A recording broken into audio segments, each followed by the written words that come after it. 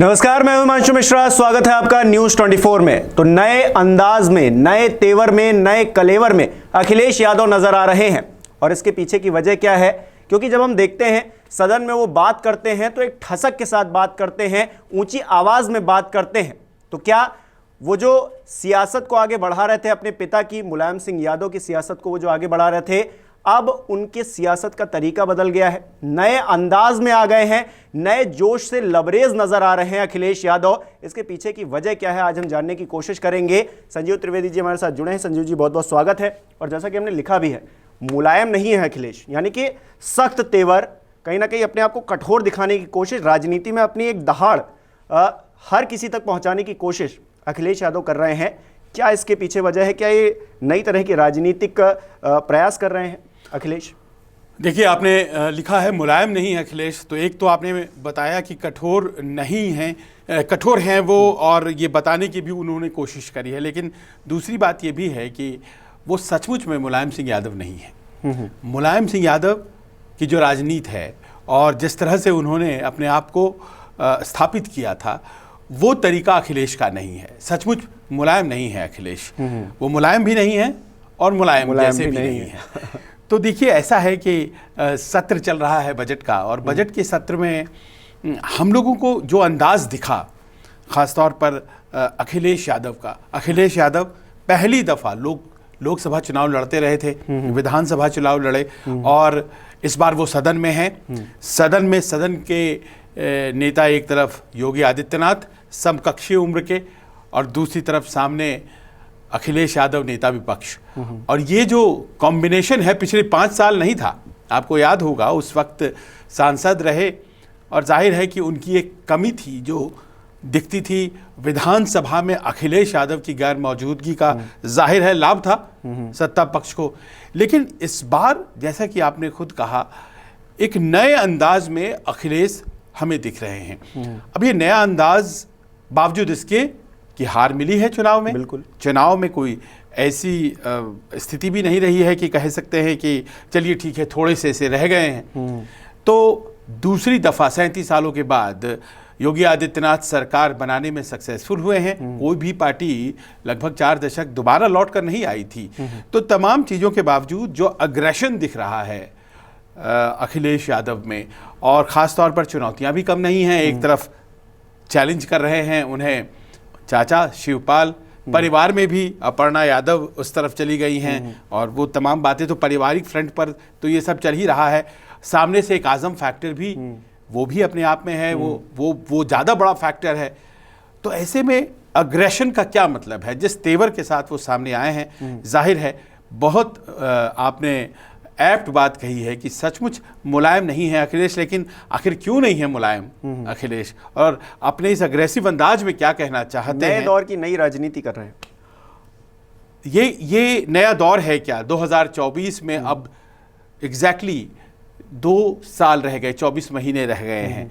तो जाहिर है कि ये जो दौर है, ये लोकसभा चुनाव का दौर है, और उसकी राजनीति कर रहे हैं जैसा कि आप बता रहे हैं। और उसकी शुरुआत उन्होंने इस विधानसभा सत्र से अगर की है, तो अग्रेशन के जरिए क्या वो खोई ज़मीन प्राप्त होगी समाजवादी पार्टी की? पहली बात तो ये है। और अगर अग्रेशन वो न दिखाएं, अगर वो ऊर्जा न दिखाएं, तो क्या करें?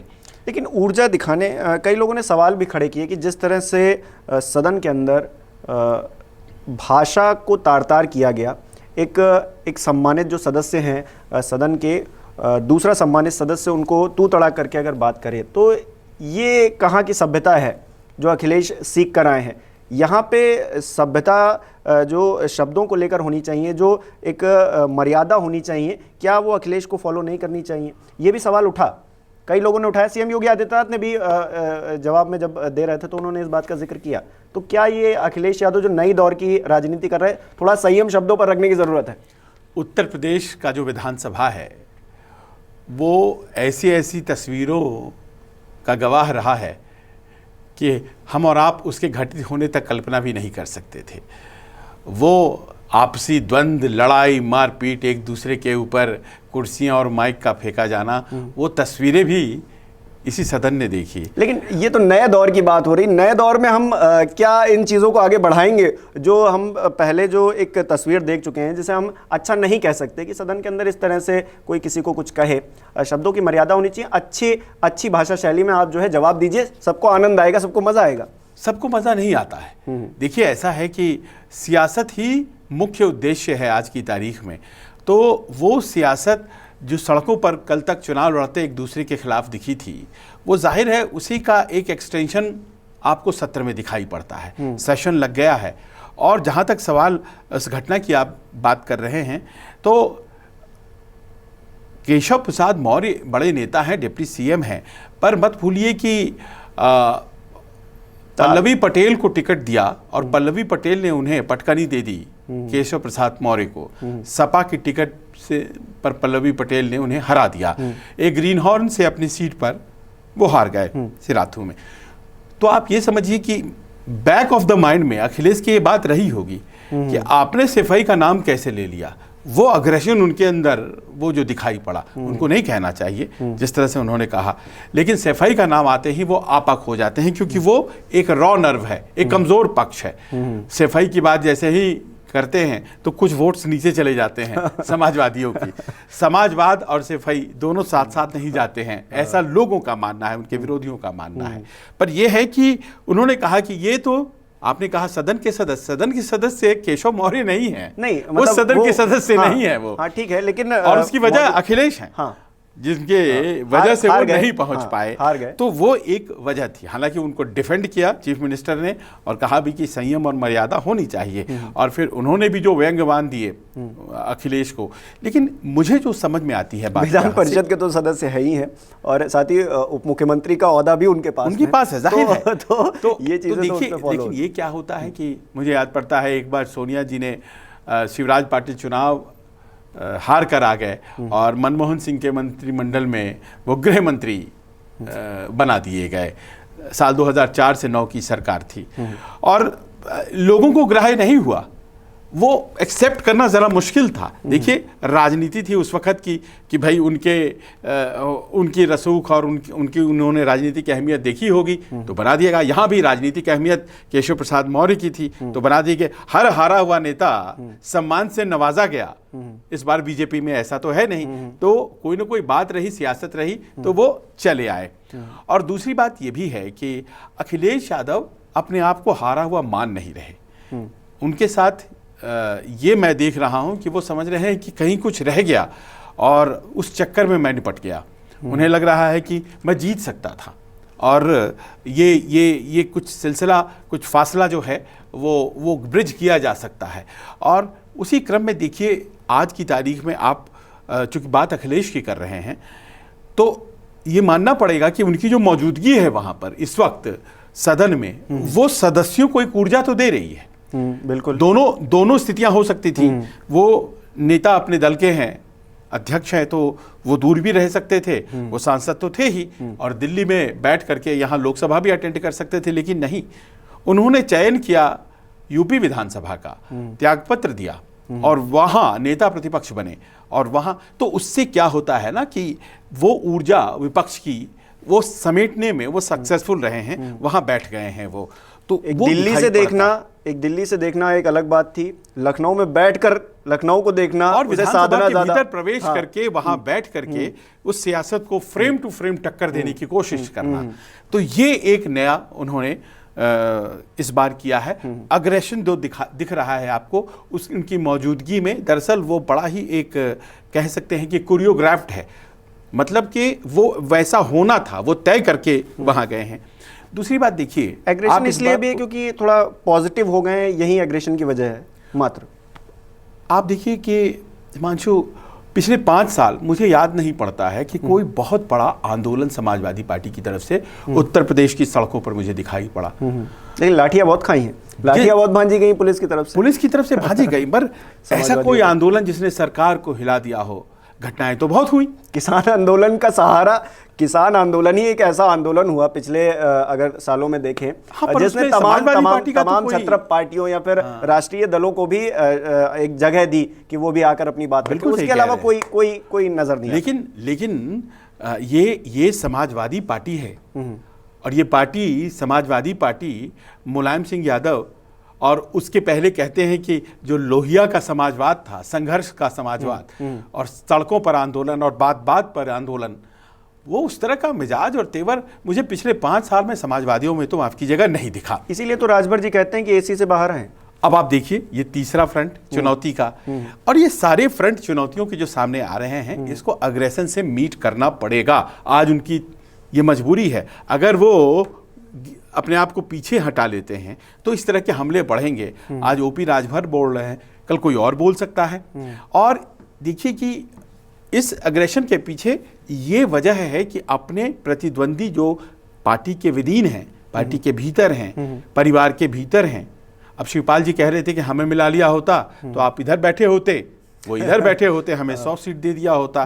पर वो 100 सीट उनकी थी भी कि नहीं थी, लेकिन मतलब बनती भी थी कि नहीं बनती थी उतनी ताकत, क्योंकि मैं उस क्षेत्र में गया हूं जिस क्षेत्र में तो ग्राउंड रिपोर्ट किया। और मैंने उस रिपोर्ट, लेकिन मुझे लगा नहीं ऐसा कि ये उनका दावा मजबूत है। हाँ, उनकी अपनी सीट तो मजबूत हमेशा से रही है और बड़े अच्छे से वो जीत पाए, लेकिन जिन जिनका उन्होंने समर्थन किया था प्रत्यक्ष परोक्ष रूप से, तो वो कोई असर तो दिखा नहीं।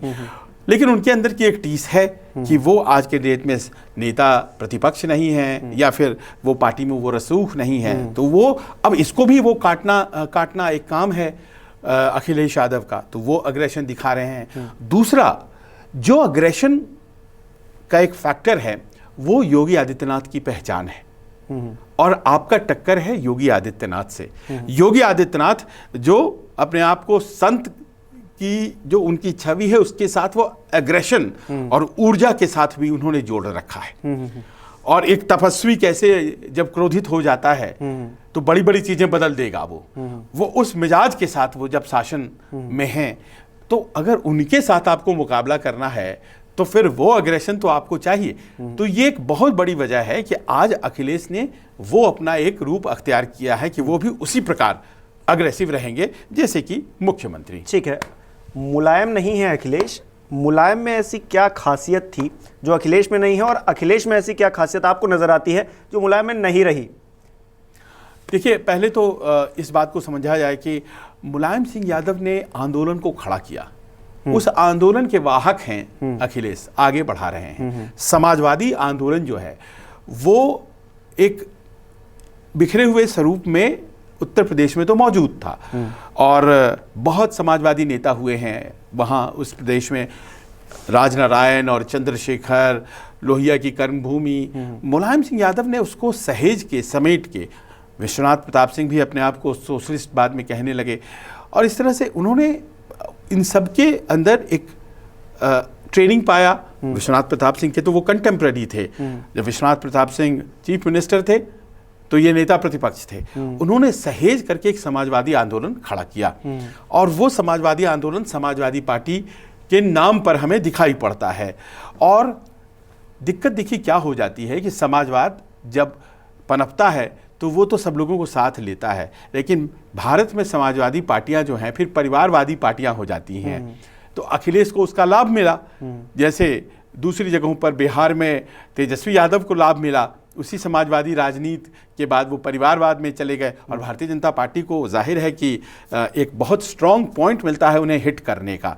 तो अखिलेश के संघर्ष और मुलायम सिंह के संघर्ष में आसमान जमीन का अंतर है। मुलायम सिंह लोगों के बीच घुस करके किस तरह से एक जमीनी राजनीति को मजबूत करते चले गए, वो अखिलेश के पास ना अवसर आया और शायद मादा तो मैं नहीं जानता, लेकिन उस तरह के मौके कम उनको मिले हैं।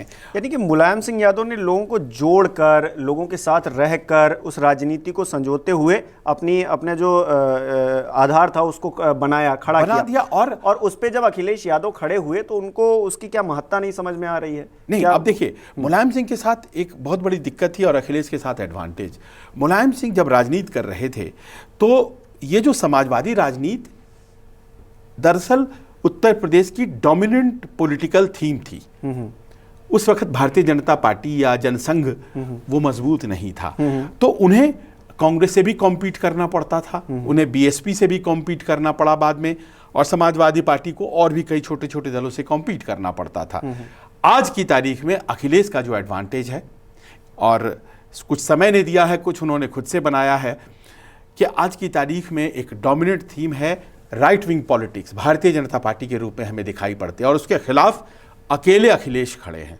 ये स्थिति में कभी मुलायम सिंह यादव नहीं आ पाए थे। नहीं, अखिलेश इसलिए भी खड़े हैं क्योंकि बाकी जो पार्टियां, बीएसपी को ले लीजिए तो वो ढीली पड़ गई है अपने आप में, और भी जो छोटे दल हैं वो या तो साथ में आके खड़े हुए हैं या तो भारतीय जनता पार्टी के साथ में है। तो आप कांग्रेस का नाम छोड़ रहे हैं, वो भी कांग्रेस प्राय है अभी। हाँ, पर ये सारे दल मुलायम सिंह के जमाने में बहुत मजबूत, हालांकि कांग्रेस भी आकर साथ में खड़ी हुई एक चुनाव में, साथ में राहुल गांधी और अखिलेश यादव साथ में नजर आए 2017 में, लेकिन जब हार हुई तो उसके बाद फिर तो सिलसिला वो अलग हो गया। सब जमीन पर गिर गए, अकेले अखिलेश यादव नजर आ रहे हैं सामने विरोधी खेमे में। और देखिए, मुस्लिम आबादी एक बड़ी संख्या है उत्तर प्रदेश में, और उन्हें आज की तारीख में विश्वास जो है वो सिर्फ और सिर्फ अखिलेश यादव पर है। ये स्थिति मुलायम सिंह यादव के साथ नहीं थी। मुलायम सिंह यादव के दौर में मुस्लिम वोटों का विभाजन होता था, बीएसपी भी ले जाती थी, सपा भी ले जाती थी और फिर कांग्रेस भी ले जाया करती थी। लेकिन आज की तारीख में इस चुनाव में कम से कम ये साबित कर दिया अखिलेश यादव ने कि एकमात्र व्यक्ति वही हैं जिनके प्रति मुस्लिम्स का विरोध है। अब यहाँ आजम फैक्टर आ जाता है। लेकिन यहाँ पे एंटी इनकम्बेंसी भी तो है कि अगर भारतीय जनता पार्टी से जो लोग त्रस्त हैं, एक ऑप्शन के तौर पे सिर्फ अखिलेश यादव हैं। ये नहीं कि अखिलेश यादव को बहुत ज़्यादा पसंद करें, ठीक है हमको भारतीय जनता पार्टी नहीं पसंद है तो हम किसी और को दे रहे हैं, तो क्योंकि हमको अखिलेश मजबूत नजर आ रहे हैं चुनाव में तो हम उनको वोट दिया। अखिलेश यादव की पात्रता तो हम और आप मानेंगे कि वो उस विकल्प को बनने में सफल हुए। ये अलग बात है कि आज वो हार गए हैं, लेकिन नेता प्रतिपक्ष वही। पिछली बार से तो बहुत अच्छा प्रदर्शन रहा। हाँ, वो कह सकते हैं। और देखिए, हार तो हार ही होती है, लेकिन ठीक है, वो 2024 की तैयारी में जाना चाहते हैं। सदन में कुछ कहने लायक, बात रखने लायक। दूसरा, एक पॉलिटिकली अपने आप को ज्यादा मेच्योर शो कर रहे हैं इस बार। जैसे ही वो आजम खान जेल से बाहर आए हैं, ये थीम चल पड़ा है कि आजम खान नाराज हैं। अब इस नाराजगी से बहुत ज्यादा चिंता हो रही होगी अखिलेश को, ये बात तो तय है, क्योंकि आजम खान एक ऐसे नेता हैं जो मुस्लिम चेहरों में सबसे बड़े हैं उत्तर प्रदेश में, और समाजवादी पार्टी के साथ जुड़े हुए हैं।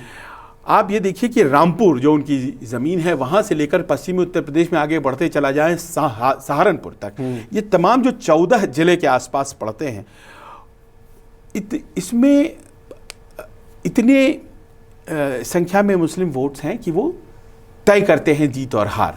आज की तारीख में आप ये समझ लीजिए कि जो भी संख्या है समाजवादी पार्टी की, उसमें 35 एमएलए मुस्लिम एमएलए हैं, और आप जानते हैं मुस्लिम वोट्स एक तरफा पड़े थे। तो अगर आजम खान नाराज हो जाते हैं तो उनके उस एकमुश्त सपोर्ट पर असर पड़ेगा। नाराजगी की वजह है कि आजम खान के लिए आंदोलन नहीं हुआ, समाजवादी पार्टी सड़कों पर उतरी नहीं, अखिलेश यादव नहीं उतरे। लेकिन अखिलेश यादव को यह दिक्कत थी कि अगर वो बहुत ज्यादा प्रो मुस्लिम दिखाई पड़ेंगे तो भारतीय जनता पार्टी को इसका लाभ हो जाएगा। उन्होंने रिस्ट्रेंट बिहेवियर किया। शायद कालांतर में ये आजम खान समझें, लेकिन उन्होंने उन्हें समझाने के लिए एक गेम अभी तो चल ही दिया, जब उन्होंने कपिल सिब्बल को, जो कि आज की तारीख में सबसे बड़े तारनहार साबित हुए हैं आजम खान के, उसको उन्होंने दे दिया टिकट समाजवादी पार्टी से। कपिल सिब्बल अब वो राज्यसभा पहुंचेंगे। तो ये भी एक पॉलिटिकल मैच्योरिटी का द्योतक है। उन्होंने जावेद अली को टिकट दिया, दूसरी टिकट जो बन रही थी, उनके पास 3 सीट थे। जावेद अली फिर से, वो देखिए, वो मुलायम सिंह यादव के जमाने के और उनके सहयोगी रहे हैं, और वो पहले भी राज्यसभा में थे, 2014 से 20 तक थे वो। उन्हें दोबारा ला करके फिर वही मुस्लिम मतों में अपना संदेश दे रहे हैं। वो कहा यह भी जा रहा था कि प्रोफेसर राम गोपाल यादव जी जो हैं, हाँ, वो पक्ष में नहीं थे कि कपिल सिब्बल जी को दिया जाए।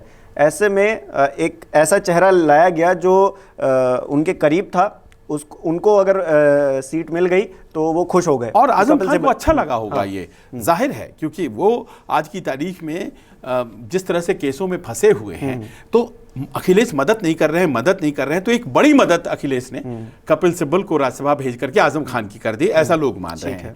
अब देखिए, तीसरा सवाल ये भी था कि भाई डिम्पल यादव, उनको भी भेज सकते थे वो। पॉलिटिकल मैच्योरिटी का भी ये एक दृष्टिकोण है। उन्होंने जयंत चौधरी को भेजा अपने दम पे। वो चाहते तो भेज सकते थे डिम्पल यादव को, लेकिन नहीं, वो बहुत से लोग कह रहे थे कि डिम्पल यादव को भेज, पहले नाम वही चल रहा था, लेकिन उन्होंने पश्चिमी उत्तर प्रदेश में अपनी ज़मीन को मजबूत करने के हिसाब से और इस दोस्ती को जो कि जाट बहुल पार्टी के साथ उन्होंने की, हालांकि इस बार फ़ायदा उनको नहीं हुआ, इस बार फ़ायदा उनको विशेष तौर पर नहीं हुआ। करीब करीब 70 सीटें अगर हम कहें पूरे पश्चिम उत्तर प्रदेश में, घोर पश्चिम जो कहलाता है वो है, तो 40 सीटें तो भाजपा लेकर के उसमें से चली गई। पहले दौर में 56 सीटें थी, वो 56 सीटें पूरी तरह से जयंत चौधरी का इलाका था, तो उसमें से 56 सीटों में से 45-46 सीटें तो भाजपा लेकर के चली गई, तो उनको फायदा नहीं हुआ। लेकिन 2024 की दृष्टि से उन्होंने इस तरह के फैसले लिए जो कि अपने आप में अग्रेसिव फैसले हैं, जो अपने आप में एक ऐसे फैसले हैं जिसको लेने में, जैसा कि आपने बताया, कहीं राम गोपाल नहीं चाह रहे थे कि ये फैसला लिया जाए, कहीं कोई और नहीं चाह रहे थे, लेकिन उन्होंने लिया। तो इस तरह की प्रवृत्ति से वो हार नहीं माने हैं, फिर से लड़ना चाहते हैं और 2024 निर्णायक हो सकता है उनके लिए, क्योंकि अगर वो अच्छा उस वक्त नहीं प्रदर्शन करते हैं तो उनके लीडरशिप पर बहुत बड़ा प्रश्न आ जाएगा, क्योंकि 2017 वो हार चुके हैं, 2019 वो बहुत अच्छा नहीं कर पाए हैं, 2022 भी हार गए हैं और 2024 का अब चौथा इलेक्शन है और चौथे इलेक्शन में 2 साल बचे हैं और ये उनका जो अग्रेसिव अंदाज है, ये शायद उन्हें लगता है कि उन्हें जीत की तरफ यही अंदाज ले जाएगा। चलिए, बहुत बहुत शुक्रिया संजीव जी जुड़ने के लिए और हमें ये बताने के लिए कि मुलायम नहीं है अखिलेश और किस तरह से अलग हैं दोनों नेता, पिता पुत्र किस तरह से राजनीति अलग अलग करते हैं, तरीका अलग है, लेकिन नए दौर की नई राजनीति है। देखते हैं कि अखिलेश यादव कितना आगे इस राजनीति को ले जा पाते हैं, लेकिन कहीं ना कहीं भाषा की मर्यादा को लेकर सवाल उठे हैं तो उसका भी ध्यान रखने की ज़रूरत है। फिलहाल के लिए हम यहीं पर रुक रहे हैं। आपके जो भी राय हो अखिलेश को लेकर और किस तरह से वो मुलायम से अलग हैं या फिर उनको राजनीति में क्या कुछ करना चाहिए, कमेंट करके हमें ज़रूर बताएं। फिलहाल के लिए बहुत बहुत शुक्रिया। नमस्कार, मैं हूं मानक गुप्ता। अगर आपको हमारा ये वीडियो पसंद आया हो तो इसे लाइक और शेयर जरूर करें और हाँ, हमें सब्सक्राइब और फॉलो करना ना भूलें ताकि आप देश और दुनिया की कोई खबर मिस ना करें। तो जुड़े रहिए हमारे साथ और देखते रहिए न्यूज़ 24।